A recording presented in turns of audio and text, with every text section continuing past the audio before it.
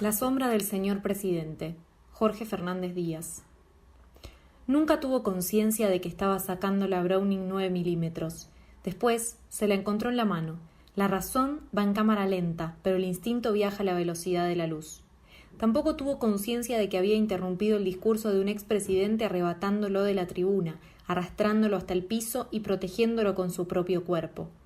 Todo eso había ocurrido por acto reflejo, en 2 o 3 segundos, luego de ver por el rabillo del ojo que abajo, hacia la izquierda, un hombre entre la multitud había extraído un revólver calibre 32 con la intención de matar de un tiro a Raúl Alfonsín. Era una noche calurosa de febrero de 1991. Estaban en una calle céntrica de San Nicolás y el público se desbandaba a los gritos. Daniel Tardivo pertenecía a la División Custodias Especiales y desde 1983 oficiaba de sombra armada de un gallego cabeza dura que andaba predicando la democracia por cada pueblito del país, a pesar de haber tenido que entregar el gobierno antes de tiempo y también de haber caído provisionalmente en desgracia política. Tardivo, esa noche, había colocado a varios de sus hombres en lugares estratégicos, y de hecho, uno de ellos surgió de la muchedumbre que escuchaba a don Raúl y le levantó a último momento el brazo a aquel desconocido que blandía un revólver negro. El desconocido había prestado servicios en Gendarmería Nacional, tenía algunos problemas mentales y en el instante de ser atrapado intentó igualmente disparar. Gatilló el revólver 32, pero la bala quedó atascada en el cañón y el custodio atenazó al sujeto, lo desarmó y lo redujo en un santiamén. Arriba del palco, Tardivo se revolvió con la Browning y por unos minutos dio órdenes y mantuvo el alerta. Alfonsín quería incorporarse, pero su guardia no lo dejaba. Podían no ser uno, sino varios los asesinos. Podían atacar el escenario. En esos momentos de confusión, todo puede ocurrir y nada debe descartarse. Cuando estuvieron seguros de que el peligro había terminado, Tardivo quiso meter al doctor en un auto y sacarlo de aquella ciudad. Pero Alfonsín se negó enfáticamente, se limpió y acomodó el traje, tomó el micrófono y minimizó con pocas palabras lo que había ocurrido. Recibió una ovación y el acto siguió como si nada. Luego tocaba una cena partidaria en un club y habían recibido amenazas de bomba. Tardivo trató de persuadir a su protegido de que fueran directamente al hotel, pero el padre de la democracia lo miró con cariño y le dijo: «Mentira, Danielito, nos quieren joder, vamos a comer igual». Fueron a comer después de que la brigada de explosivos revisara el lugar. Danielito jamás vio un atisbo de miedo en los ojos del abogado de Chascomús. El agresor de aquella noche fue indagado, procesado y condenado. Lo confinaron a un neuropsiquiátrico y a los 2 años se quitó la vida. Tardivo entró en la policía por influencia de un vecino y revistó 3 años en la comisaría 32, pero no corrió allí muchas aventuras. Solo atendía al público y hacía tareas de oficina. Un superior, que le tenía una confianza ciega, influyó para que con solo 23 años integrara la flamante División Custodia Presidencial, que se abría para proteger en democracia al presidente electo dentro y fuera de la Casa Rosada y la Residencia de Olivos. La unidad se inspiraba en metodologías del FBI y del Servicio Secreto norteamericano. Casi todos eran policías jóvenes y sin mucha experiencia operativa, pero fueron entrenados para la discreción total, para identificar a un sospechoso de una ojeada, para subir a un protegido en tiempo récord a un auto, para cubrirlo con su cuerpo, para disparar en movimiento, para armar itinerarios de seguridad y para comprobar entradas y salidas. Tardivo tiene 80% de efectividad en tiro de pistola y aprendió los trucos del escudo humano con rapidez. En 1983 había votado por primera vez en su vida y lo había hecho por Raúl Alfonsín. Cuando lo vio en el Hotel Panamericano, donde el líder radical preparaba la transición, sintió por dentro la emoción de esa coincidencia, pero se cuidó mucho de hacerla visible. Tardivo es parco como una sombra. Tardivo es una sombra. Protegió a Alfonsín durante sus años de gobierno, vio por dentro a la Semana Santa carapintada y no lo acompañó al Mesidor cuando el gobierno radical se cayó a pedazos, porque su misión consistía precisamente en quedarse a preparar el regreso a Buenos Aires. Lo acababan de trasladar a la División Custodias Especiales y estaba asignado al expresidente, que alquiló una casa en el barrio de Belgrano y un estudio en La Boca. Desde ese momento Tardivo le dedicó a Raúl Alfonsín días, tardes y noches, de lunes a lunes, con feriados o sin ellos. Lo acompañó a todos los viajes y campañas y cenó con Alfonsín casi todas las noches de su vida. El expresidente tenía comidas con políticos y Danielito iba primero, revisaba el restaurante, colocaba un custodio en la vereda y luego ocupaba una silla, mesa por medio, para mirar todo el tiempo de frente a su protegido, mientras un compañero vigilaba la puerta de calle. La relación entre el viejo caudillo y el joven y silencioso guardaespaldas, que también le servía de chofer y de compañero de paddle, se fue haciendo cada vez más estrecha. Todo lo que Tardivo aprendió en la vida se lo enseñó, por lección, acción u omisión, Raúl Alfonsín. Y al cabo de los años ya era parte de la familia. Daniel Tardivo es un profesional frío y eficiente, pero ese magnífico viejo gruñón lo perdía. En el cruel invierno de 1999, por la ruta provincial 6 que une Bariloche con Ingeniero Jacobacci, se pegó el gran susto de toda su carrera.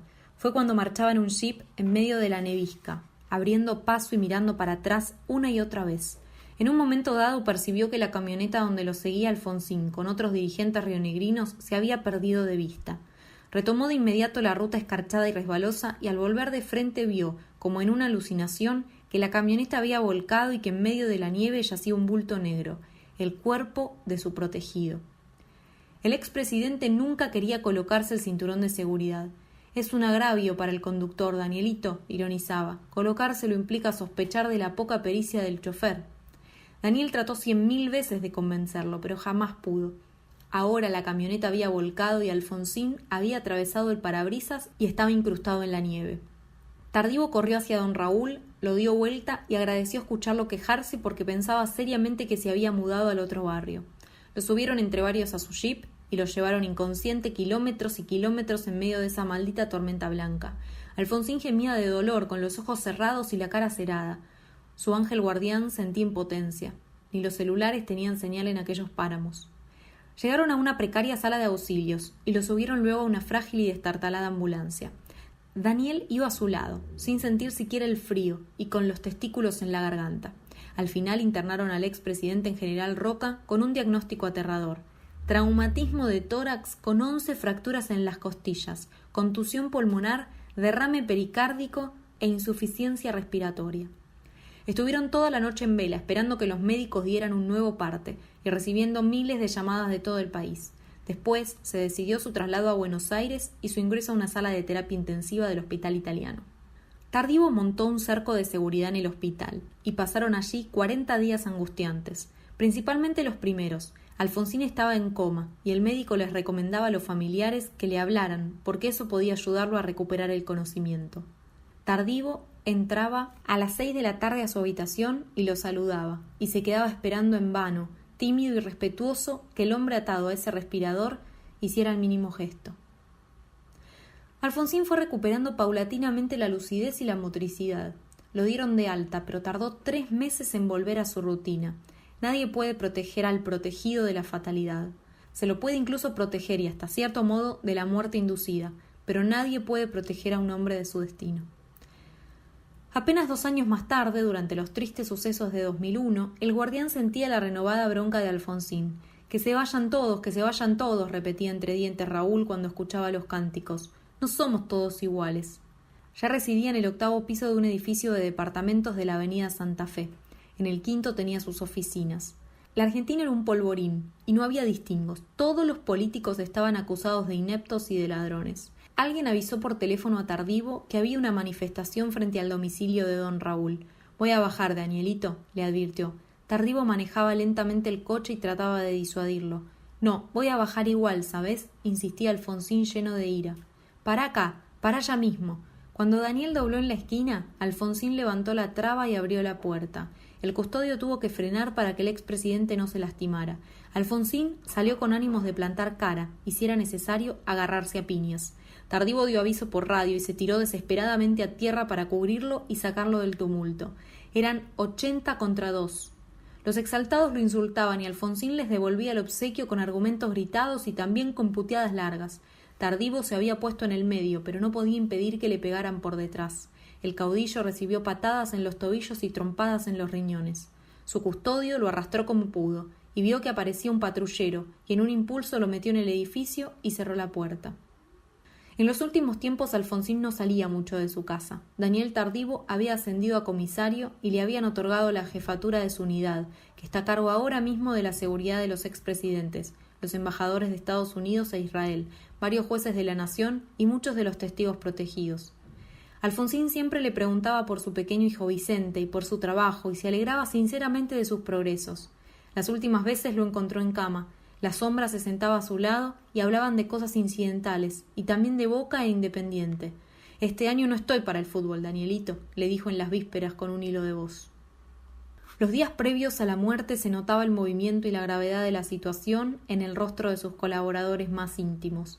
El 31 de marzo, a las 6 de la tarde, Tardivo decidió quedarse en el 5º piso a esperar las novedades. Cerca de las 8:30 empezaron a llegarle rumores de que su jefe se había muerto. Cuando los medios empezaron a difundir la noticia, no pudo más. Se acercó al escritorio de Margarita Ronco, la eterna secretaria del doctor, y le preguntó si era cierto. Marga se lo confirmó. Medido y elegante, alejado de la imagen tradicional del cana y del lenguaje taquero, ensimismado y racional, el comisario pestañeó un dolor profundo y tragó saliva amarga. Las sombras no ríen ni lloran, solo son sombras. Subió al rato a saludar con abrazos a todos y les pidió permiso a los hijos de Alfonsín para despedirse. Pasó a su cuarto y lo vio dormido y le agarró la mano y le dio un beso en la frente. No estaba dormido, estaba muerto y había mucho que hacer. Reunió a su equipo y le dio instrucciones. ¿Cuándo se acaba la responsabilidad de un custodio? Alfonsín ya no corría peligro, la misión había cesado, pero Tardivo puso a 3 hombres suyos en un auto y él mismo subió con el féretro y viajó en el interior del furgón hasta una sala de velatorios de Belgrano. Esperaron en la funeraria que prepararan el cadáver y luego repecharon solos la larga noche en una sala helada cerrada al público, haciéndole compañía al hombre muerto como si aún estuviera vivo. A las 7 de la mañana siguiente trasladaron el cadáver en su ataúd al Congreso y Tardivo verificó que todo estuviera en orden dentro del Salón Azul. Muchos le daban el pésame a Daniel. No podían concebir a Raúl Alfonsín separado de su inseparable guardaespaldas. Se mantuvo en guardia 70 horas en ese salón. Solo se retiró un momento para darse un baño y cambiarse el traje y la camisa, pero regresó de inmediato a su puesto de comando. Finalmente, acompañó a la familia hasta la Recoleta, en aquella larga y emocionante caravana. Y como aquella vez en San Nicolás, volvió a actuar por instinto. Al bajar el cajón envuelto en la bandera argentina, por acto reflejo se puso detrás. Siempre se ponía en esa posición cuando Raúl Alfonsín entraba en un lugar o subía a un palco para hablarle a una multitud. La razón va en cámara lenta, pero el instinto viaja a la velocidad de la luz. Las fotos lo inmortalizaron en ese tono, con cara seria y compungida, mientras los granaderos cargaban el ataúd hasta la bóveda de los caídos en la Revolución del Parque. Se quedó con sus hombres hasta que se retiró la última persona y el sol empezó a irse a pique. No atinaba a moverse mientras los empleados del cementerio no terminaran su trabajo en el panteón. Cuando ya no había nada que hacer, uno de sus hombres le dijo: «¿Comisario, y ahora?». Era completamente extraño entrar con Raúl Alfonsín a un predio y marcharse luego sin él. Ya no podían llevarlo a ninguna parte y estaban más solos que nunca. «Ahora nos vamos», respondió la sombra. Dio media vuelta y caminó despacio hacia el olvido.